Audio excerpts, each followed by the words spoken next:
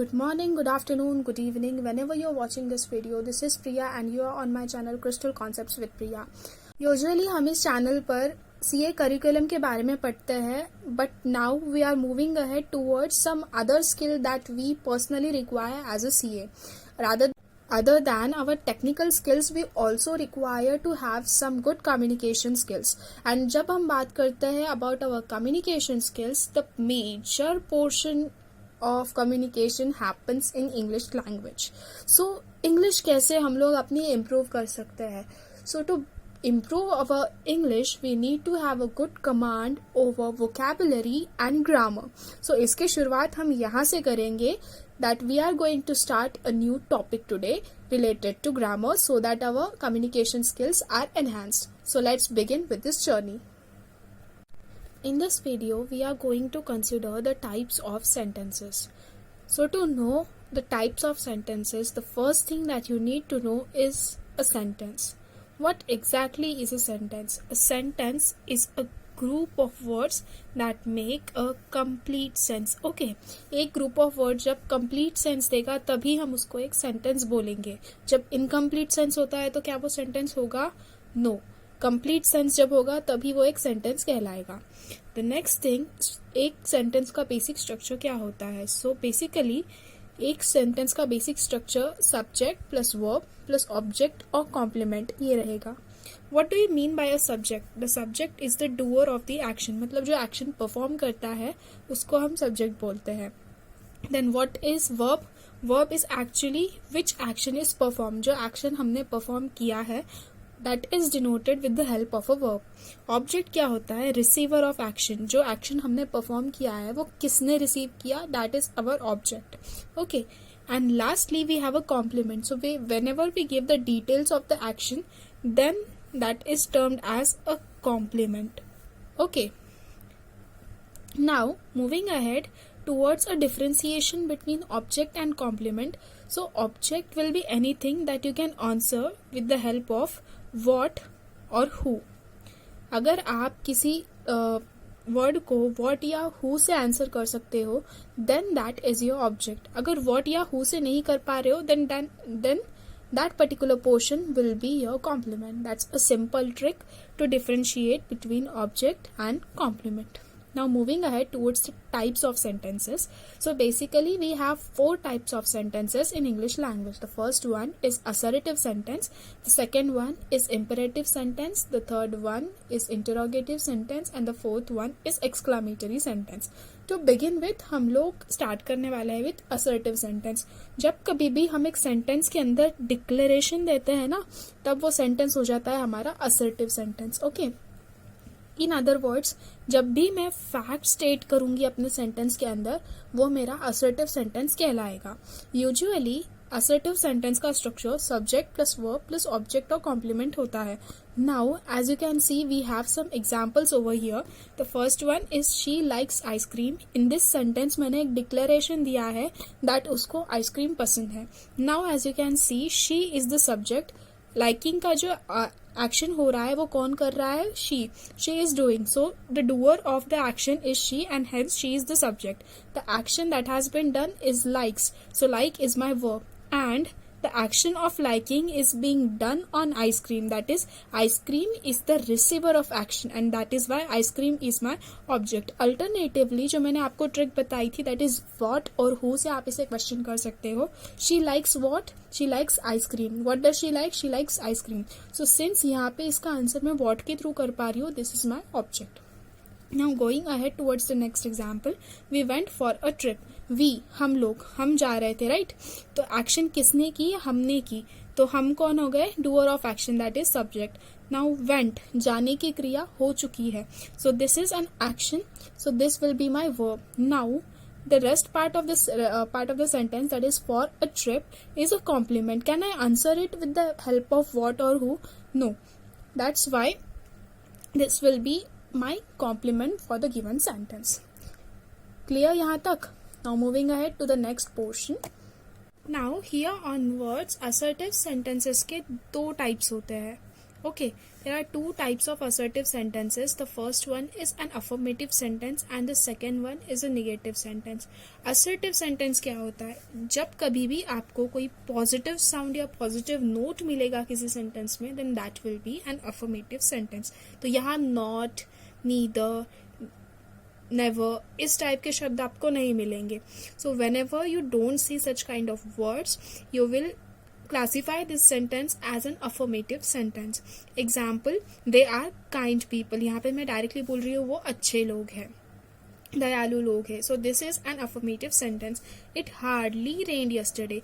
Though hardly has a negative meaning, but यहाँ पर negation नहीं दिख कर आ रहा है साफ साफ. कल थोड़ी सी ही बारिश हुई थी, तो इस हिसाब से it hardly rained yesterday. So this is an affirmative sentence. Now moving ahead to the negative sentence. Assertive sentences जिनके अंदर एक negative note होता है या negative sound होता है, उनको हम negative sentence बोलते हैं. So अगर मैं बात कर रही हूँ जहाँ पर मैंने यूज किया है words like neither, never, nor, not, तो ऐसे केस में ऐसे sentences मेरे negative sentences कहलाएंगे. Now as you can see in the example, they are not unkind people. तो वो कैसे अदयालु लोग नहीं है ऐसे बोल रही हूँ. तो not मैंने यूज किया है यहाँ पर. So since I used not in this sentence, एक negative vibe create हो गई and that's why it is a negative sentence. Moving ahead to the next example, that is it did not rain much yesterday. मतलब कल ज़्यादा बारिश नहीं हुई है. So मैंने नहीं का इस्तेमाल कर दिया. So क्योंकि मैंने यहाँ नहीं का इस्तेमाल कर दिया, इसको मैं क्लासीफाई कर दूंगी in the category of negative sentences. Okay. Now moving ahead to the next type of sentences, that is imperative sentence. So imperative sentence में क्या होता है, एक सेंस होता है जहाँ पे आप ऑर्डर दे रहे होते हो या फिर रिक्वेस्ट कर रहे होते हो. कुछ एक्ट करना है जिसके लिए आप किसी को ऑर्डर कर रहे हो या रिक्वेस्ट कर रहे हो, then that will be an imperative sentence. Usually imperative sentences में सब्जेक्ट एब्सेंट होता है, हमें सब्जेक्ट दिखाई नहीं देता, बट ऐसे केसेस में हम अज्यूम करते हैं कि हमारा हिडन सब्जेक्ट यू होता है. हम किसी ना किसी को बोल रहे हैं, सामने जो इंसान होगा उसी को बोलेंगे ना obviously. So you do this for me, do this for me. So you is in the bracket and do this for me is the thing that we actually say. So usually इस type के sentence का structure होता है verb plus object और complement in case of order, and in case of request it is please plus verb plus object or complement. Okay, now let's move ahead a little bit more. So as you can see over here, तो मेरा example क्या है, sit quietly. मैं यहाँ पर एक order कर रही हूँ कि आप चुपचाप बैठो, तो यहाँ एक ऑर्डर है and that's why it is an imperative sentence. And the next one, that is please move to the left. यहाँ मैंने रिक्वेस्ट किया आप लेफ्ट की तरफ मुड़ जाओ. So this is an imperative sentence. Clear? Now we move ahead to the third type of sentence, that is exclamatory sentence. जब कभी भी हम कोई सडन इमोशन या फीलिंग एक्सप्रेस करते हैं तब हम एक exclamatory sentence बोल देते हैं. Okay, so whenever you are expressing a sudden feeling or emotion, then that sentence type is exclamatory sentence. Exclamatory sentence हमेशा exclamation marks के साथ end होंगे and exclamation mark is denoted with a symbol like this. Okay, so जब कभी भी आपको ऐसा कोई मार्क दिख जाता है, सो आप डायरेक्टली बोल सकते हो that this is an exclamatory sentence. अब एक्सक्लामेटरी सेंटेंस के दो एग्जाम्पल्स यहाँ मैंने लिख रखे हैं. The first one is what a pleasant evening it is and the second one is how beautiful the sky look. तो मैं क्या बोल रही हूँ यहाँ पर, कितनी सुहानी शाम है या फिर शाम जो स्काई है वो कितना ब्यूटीफुल है. सो मैं इनडायरेक्टली जो तारीफ है सडन मेरे स्काई की तरफ या इवनिंग की तरफ मेरे इमोशंस है उसे एक्सप्रेस करने की कोशिश कर रही हूँ. That's why it is an exclamatory sentence. Moving ahead towards the interrogative sentences. So interrogative sentence क्या होते हैं यार, अभी हमने एक्सप्रेशंस तो बता दिए, किसी को ऑर्डर भी दे दिया, डिक्लेरेशन भी दे दिया, बट सवाल कौन से सेंटेंस टाइप में आएगा. सो सवाल आएगा इंटरोगेटिव सेंटेंसेस के अंदर. जब कभी भी मैं कोई सवाल पूछूंगी ना, तब जो मेरा सेंटेंस टाइप है वो कहलाएगा एज इंटरोगेटिव सेंटेंस. यहाँ पे अब इंटरोगेटिव कैसे वर्ड आ गया. So if you ever heard about the word interrogation, तो इंटरोगेशन में क्या होता है, सवाल पूछे जाते हैं. सो इसी तरह से इंटरोगेशन से तैयार हो गया हमारा word interrogative sentence. Okay, so interrogative sentence usually question mark के साथ एंड होते हैं. So whenever you see this question mark, you can say that the type of sentence is interrogative. Interrogative sentences के जनरली 2 टाइप्स होते हैं, yes no type questions and WH type questions. अगर किसी भी सवाल का जवाब आप हाँ या ना में दे सकते हो, then that is a yes no type question. अब यस नो टाइप क्वेश्चन जो होता है जनरली एक हेल्पिंग वर्ब से स्टार्ट होते हैं. अब हेल्पिंग वर्ब कौन से है ये हम लोग देखते हैं. नाउ मेरे जो हेल्पिंग वर्ब्स है इसको मैं 3 कैटेगरीज में डिवाइड करती हूँ. The first one is to do, the second one is to have, and the third one is to be. तो to do में कौन से words आते हैं, do, did, does. Do and does are in the present tense, whereas did is in the past tense. To have के अंदर I have, had and has, जिसके अंदर से had past में जाता है, and have and has are in the present tense. To be के अंदर आते हैं am, is, are, was and were. So am, is, are in the present tense, whereas was and were are in the past tense. So जब कभी भी आपको past में question पूछना होता है, then you can go for the words such as did, had, was और were. और present में क्वेश्चन होगा तो do, does, have, has, am, is, are इनके अंदर क्वेश्चन पूछे जा सकते हैं, depending upon the type of question that you want to ask. Further, कभी कभी ऐसे हो सकता है कि हमारे जो yes no टाइप क्वेश्चंस होंगे वो do, हैव और बी के फॉर्म्स में ना होते हुए मॉडल ऑक्सिलरी से भी शुरू हो सकते हैं. Okay, so to have an example of modal auxiliaries we have this second example that has been given in the book, that is can we go out. Can represents ability, so can we go out is a question and that can be answered in yes or no. So this is an example of model auxiliary. Other than model auxiliary, I have given another example, that is did he do this. So यहाँ पे did he do this, उसने ये किया क्या, इसका जवाब हम हाँ या ना में दे सकते हैं. Okay, so this is a yes no type question. But कुछ सवाल ऐसे होते हैं जिनका आंसर हम yes या no में नहीं देते. एक स्पेसिफिक सेगमेंट या फिर कुछ डिटेल्स हम जहाँ पर डिग आउट करने की कोशिश करते हैं, तो ऐसे क्वेश्चंस को हम WH टाइप क्वेश्चंस बोलते हैं. Okay, so when you are dealing with specific segment or asking for details, you go for WH type questions. So WH type questions के अंदर हम WH type words use करते हैं. अभी words कौन कौन से हैं? These words are what, where, when, why, who, whom, whose, how much, how long, how many, which. तो हर ये जो क्वेश्चन वर्ड है इसका कुछ ना कुछ डिनोटेशन होता है, कुछ ना कुछ मीनिंग होता है. So let us read what each word denotes. What का मतलब क्या होगा? व्हाट रिप्रेजेंट करेगा किसी सब्जेक्ट को, डायरेक्ट ऑब्जेक्ट को या किसी चीज को.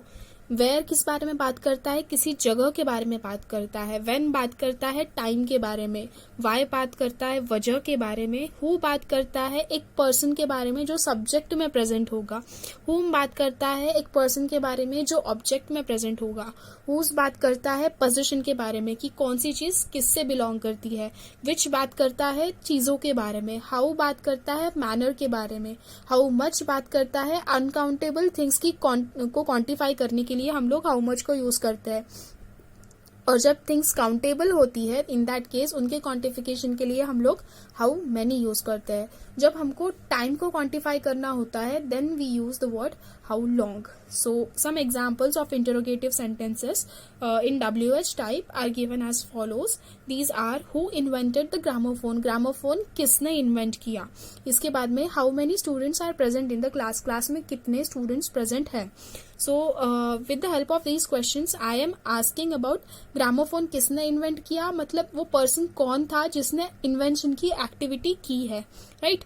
एंड फर्दर क्लास में कितने स्टूडेंट्स प्रेजेंट है, मतलब I can count the students, right. So this is a quantification of students and that's why I have used how much over here. Assertive sentence की तरह ही इंपरेटिव और interrogative sentence के affirmative और negative form हो सकता है. सो असर्टिव सेंटेंस अगर क्लियर है तो there would not be any problem with interrogative sentences and imperative sentences. So this was all about types of sentences. इनका transformation हम किसी और lecture में देखेंगे. And if you like the video, do share the video with your friends so that it may help them improve their English and subscribe to my channel and let me know in the comment section कि English का exactly कौन सा topic आपको next पढ़ना है. Thank you.